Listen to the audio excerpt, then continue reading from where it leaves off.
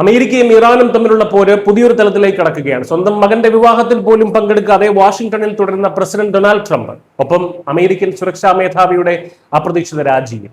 Iran വഴങ്ങാത്തതിനെ തുടർന്ന് ഈ വിഷയത്തെ ട്രംപ് തികച്ചും വ്യക്തിപരമായി എടുത്തിരിക്കുകയാണ്. അമേരിക്കയുടെ പുതിയ സൈനിക നീക്കങ്ങളെ ലോകം ആശങ്കയോടെയാണ് ഉറ്റുനോക്കുന്നത്. ന്യൂജേഴ്സിയിലെ ബെഡ്മിൻസ്റ്ററിൽ ആസൂത്രണം ചെയ്തിരുന്ന മെമ്മോറിയൽ ഡേ വാരാന്ത്യ അവധി ഉൾപ്പെടെ റദ്ദാക്കിയാണ് ഡൊണാൾഡ് ട്രംപ് അടിയന്തരമായി വൈറ്റ് ഹൌസിലേക്ക് മടങ്ങിയത്. സർക്കാരുമായി ബന്ധപ്പെട്ട അടിയന്തര സാഹചര്യങ്ങൾ ചൂണ്ടിക്കാട്ടി മകൻ ഡോൺ ജൂനിയറിന്റെയും വധു ബെറ്റിനയുടെയും വിവാഹത്തിൽ പങ്കെടുക്കുന്നതും അദ്ദേഹം ഒഴിവാക്കിയിട്ടുണ്ട്. ചരിത്രപരമായിട്ടുള്ള ഈ നിമിഷങ്ങളിൽ വാഷിംഗ്ടണിൽ തുടരേണ്ടത് അത്യാവശ്യമാണെന്നാണ് ട്രംപ് ഇതിന് നൽകിയ വിശദീകരണം. അമേരിക്കയുടെ ആവശ്യങ്ങൾക്ക് വഴങ്ങാൻ ഇറാൻ വിസമ്മതിച്ചതോടെ ട്രംപ് ഈ യുദ്ധ സാഹചര്യത്തെ തികച്ചും വ്യക്തിപരമായി ആണ് കാണുന്നതെന്നാണ് റിപ്പോർട്ടുകൾ സൂചിപ്പിക്കുന്നത്. ഇതിനിടയിലാണ് അമേരിക്കയുടെ നാഷണൽ ഇന്റലിജൻസ് ഡയറക്ടർ തുളസി ഗബ്ബാർഡ് വെള്ളിയാഴ്ച ഉച്ചതിരിഞ്ഞ് അപ്രതീക്ഷിതമായി രാജി സമർപ്പിച്ചത്. ജൂൺ 30 മുതൽ രാജി പ്രാബല്യത്തിൽ വരും. ഭർത്താവിന്റെ ആരോഗ്യകാര്യങ്ങൾ ചൂണ്ടിക്കാട്ടിയാണ് ഈ രാജിയെങ്കിലും ഇറാൻ വിഷയത്തിലുള്ള ഉന്നതതല ആസൂത്രണങ്ങളിൽ നിന്ന് അടുത്തിടെ അവരെ മാറ്റി നിർത്തിയതാണ് യഥാർത്ഥ കാരണമെന്നാണ് ഇന്റലിജൻസ് വൃത്തങ്ങൾ നൽകുന്ന സൂചന.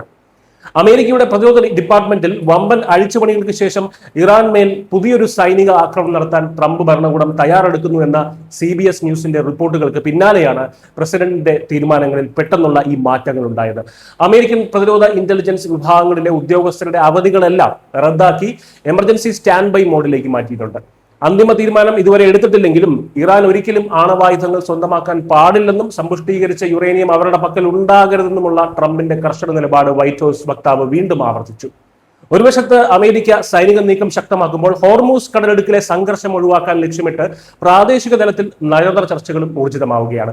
ഇതിന്റെ ഭാഗമായി പാകിസ്ഥാൻ സൈനിക മേധാവി അസീം മുനീർ രഹസ്യമായി ടെഹ്റാനിലെത്തി ചർച്ചകളൊക്കെ നടത്തിയിരുന്നു. എന്നാൽ ഈ സന്ദർശനം ഒരു നിർണായക വഴിത്തിരിവാണെന്ന് അർത്ഥമാകുന്നില്ല എന്നാണ് ഇറാന്റെ വിദേശകാര്യ മന്ത്രാലയ വക്താവ് ഇസ്മായിൽ ബഖായി പ്രതികരിച്ചത്. വാഷിംഗ്ടണിൽ വൈറ്റ് ഹൌസിനും വെസ്റ്റ് വിങ്ങിനും ചുറ്റും ഇപ്പോൾ കനത്ത സുരക്ഷയാണ് ഏർപ്പെടുത്തിയിരിക്കുന്നത്. സൈറണുകൾ മുഴക്കി നിരവധി വാഹന വ്യൂഹങ്ങൾ പാഞ്ഞു പോകുന്ന കാഴ്ചകൾക്കാണ് വാഷിംഗ്ടൺ സാക്ഷ്യം വഹിച്ചത്. നിർണായക പ്രതിരോധ ഉദ്യോഗസ്ഥരെല്ലാം അടിയന്തരമായി ജോലിയിൽ പ്രവേശിച്ചു കഴിഞ്ഞു. അവസാന നിമിഷത്തിൽ നയതന്ത്രം വിജയിക്കുമോ അതോ ട്രംപ് ഭരണകൂടം ഇറാനുമേൽ മറ്റൊരു വലിയ ആക്രമണം അഴിച്ചുവിടുമോ എന്നതാണ് ഇനി കണ്ടറിയേണ്ടത്.